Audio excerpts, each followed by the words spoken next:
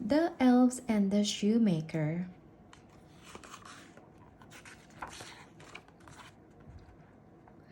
Once upon a time, a shoemaker lived with his wife above his workshop. The shoemaker was a good man and he worked hard, but he was very poor.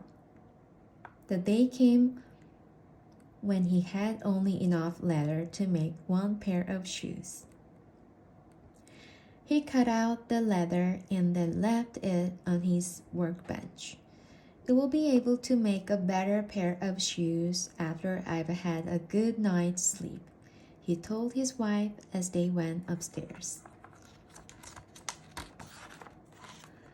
The next morning, bright and early, the shoemaker went downstairs. What a surprise he had! On his workbench, where the leather had been, there was a brand new pair of shoes. They were neatly and perfectly made, with not a stitch out of place. "These shoes are masterpieces," the shoemaker exclaimed to his wife. He put them in the window, hoping someone would come and buy them. Sure enough, a finely dressed young man soon after the workshop to try on the shoes. They fit perfectly and they were so handsome that the man happily paid a high price for them. With the money, the shoemaker was able to buy enough leather to make two new pairs of shoes. By the time he returned to his shop, he was tired, so he cut out the leather and left it on his workbench. Then he went upstairs to bed. The next morning, the shoemaker had another surprise. There on the workbench were two new pairs of shoes. They were even more beautiful than the first pair and were just as perfectly made.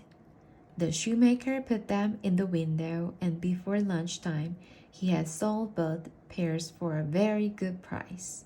Now he had enough money to buy leather for 4 pairs of shoes. Once again, he cut out the leather, left it on his workbench, and went upstairs to bed. And once again, he came down the next morning to find beautiful shoes, all made up and perfectly stitched. The same thing happened every day for weeks. The shoemaker and his wife were not poor anymore. The shoes had been appearing as if by magic. The shoemaker said to his wife, "But someone must have made them. Who do you think it could be? Let's stay up tonight and watch," his wife suggested. "Maybe we can find out." So that night, the shoemaker left some leather all cut out and ready to sew on his workbench as usual. Then instead of going to bed, he and his wife hid behind a curtain at the back of the shop. They waited and waited and waited.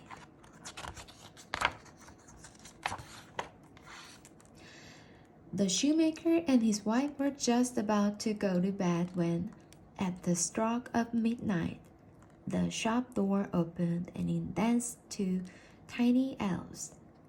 They skipped up to the workbench and quickly began sewing the leather into fine new shoes. As they worked, they sang, "We will sew and we will stitch to help the shoemaker grow rich." Soon the shoes were finished. The little elves leaped up the workbench and danced out of the shop. "Those kind elves have helped us," said the shoemaker. "We must repay them. Did you see how thin their clothes were?" his wife asked. "And their little feet were bare. Those poor little men must be freezing. Let's make some warm clothes for the elves to thank them," said the shoemaker.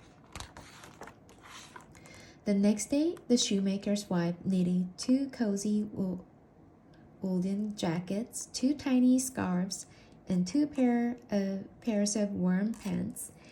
The shoemaker used his finest leather to make two little pairs of boots. That night, instead of leaving leather on his workbench, the shoemaker left the clothes all wrapped up in shiny paper and ribbons. Then he and his wife hid behind the curtains to wait. At the stroke of midnight, the shop door opened and in came the little elves. They hopped up onto the workbench and saw the presents that had been left for them. They opened the parcels at once and, in the twinkling of an eye, they were dressed in their brand new clothes. They knew that the presents were the shoemaker's way of saying thank you, and they did a happy dance together singing, "Now the shoemaker's grown rich. There's no need to saw and stitch." Then they hopped off the workbench and scurried out of the door.